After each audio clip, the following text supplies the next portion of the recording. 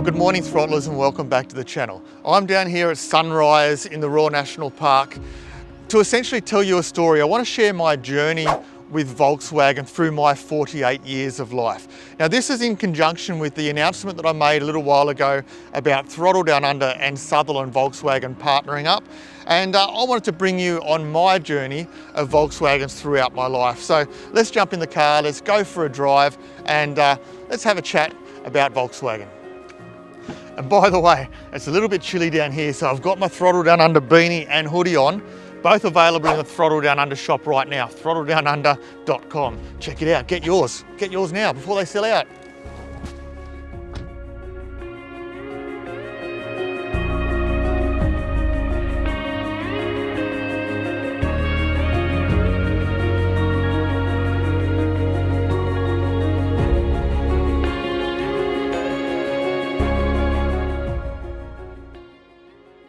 Let's talk about the influences that Volkswagen has had on my life. Let's go way back into my childhood. We're talking late 70s, early 80s, Herbie the Love Bug. Now Herbie was a Volkswagen Beetle with race stripes down the center, a number 53 race plate, and essentially Herbie was a person. It had its own personality, it had its own mind, and it did its own things.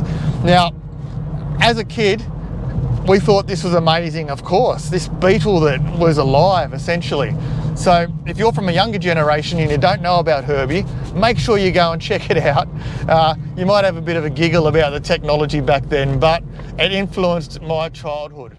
Now, around about the same time as Herbie, my dad had a mate called Benny, and Benny was a police sergeant in Sydney Water Police. And Benny had from memory, it was an orange pop-top Volkswagen Kombi, and I absolutely love that thing. To think that in the back of this van there was a bed, there was a kitchen, there was a pop-top so you could stand up inside this van, and I just thought this was an amazing thing. Benny loved his Kombi and he drove that Kombi everywhere. It took him a long time to get anywhere, I must say, because it was very slow, but ever since then I've had this desire for Kombi van and camping out of a van. I just think it's the greatest thing. Now, a few years after that, my mum traded up from a Kermit green coloured Ford Escort up to a Volkswagen Passat. This is in the 80s, and for us that was a big upgrade. The Passat was more comfortable, it was more reliable, and I've been a car enthusiast ever since I was a knee-high to a grasshopper, and my greatest joy every week was jumping up on a Saturday morning and washing my mum's car and detailing it. And the Passat was so much nicer to wash and get shiny, whereas the old Ford Escort had started to fall apart with rust as we lived on the coast.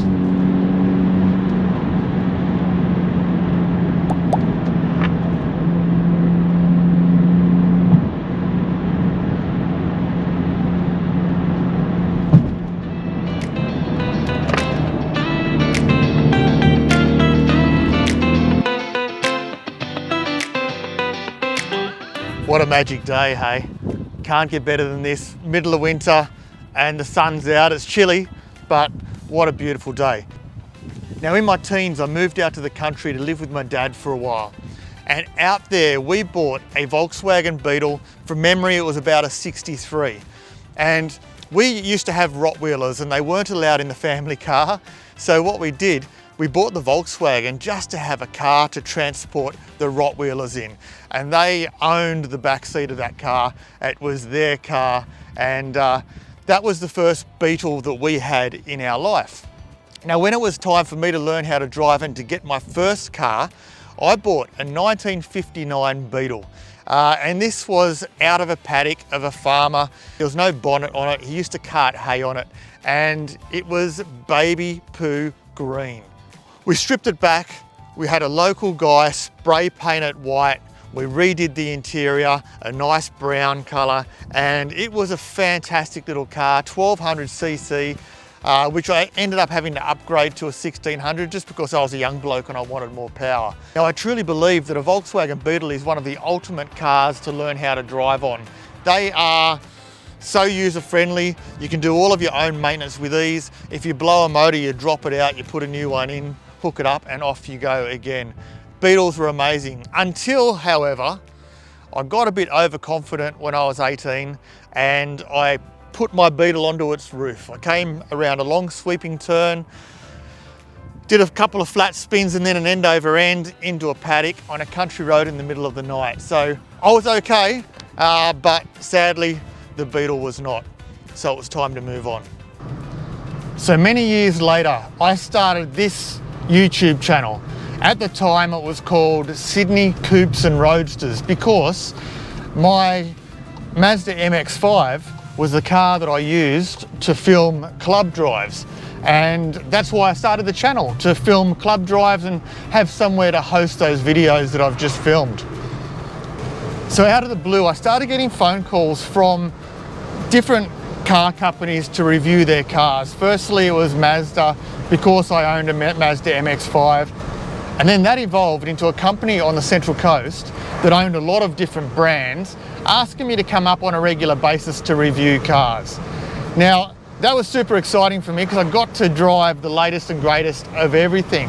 But when I started doing Volkswagens, I fell back in love with Volkswagen again. There's just something about a Volkswagen for me that feels very Volkswagen-ish, you might say. That's a weird word, but it's really what it is. You know that you're in a Volkswagen when you're in a Volkswagen.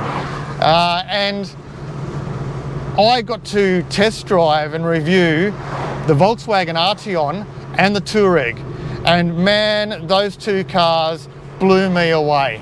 Absolutely fell in love with them right from the start. Fast forward a couple of years again, and I buy the Polo GTI. Now, what I loved about this car was the fact that it had the 2-litre engine in it. It was still a micro hot hatch, being the smallest version you could get, other than the Volkswagen Up, of course. And I absolutely love this car. I'm a massive hot hatch fan. I love small cars with moderately powerful engines.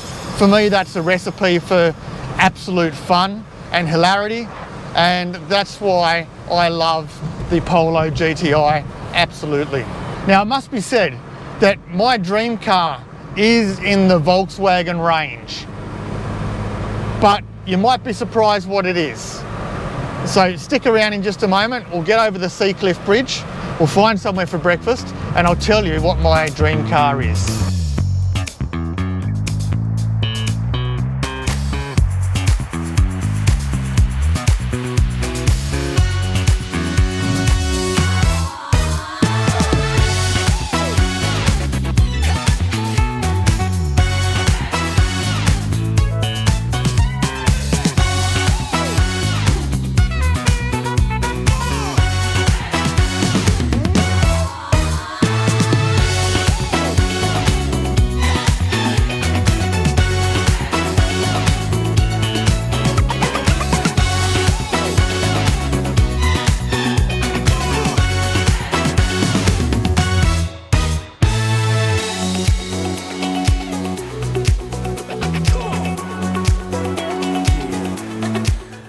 Now, I promised you that I'd share with you my dream car when it comes to the Volkswagen range, and it's not what you'd think. I would absolutely love a Volkswagen Transporter van, 4Motion, so it's all-wheel drive all the time. I'd love to do a little bit of a camper modification in the back, a camper conversion, but with the space to still have motorcycles in the back as well. That's my absolute dream car when it comes to Volkswagen. And who knows, it might happen very soon, it might not, but I would absolutely love to have a VW Transporter. It's something that goes back to those Kombi days where I just really would love to pull up somewhere, sit in the back, have a mobile office for what I'm doing, and also have the ability to camp overnight, pop a motorbike in the back, and travel to really cool destinations like this one here. As part of my partnership with Sutherland Volkswagen, I will be bringing you Volkswagen content over the next 12 months. And the best thing about it is, if you're interested in buying a Volkswagen and you go to Sutherland Volkswagen for it, you say that you know me, that you've watched some of my videos, they will give you some very, very special deals and some gifts as well. So be sure to check out Sutherland Volkswagen. Till the next video, folks, throttle on, stay safe, and I'll see you later.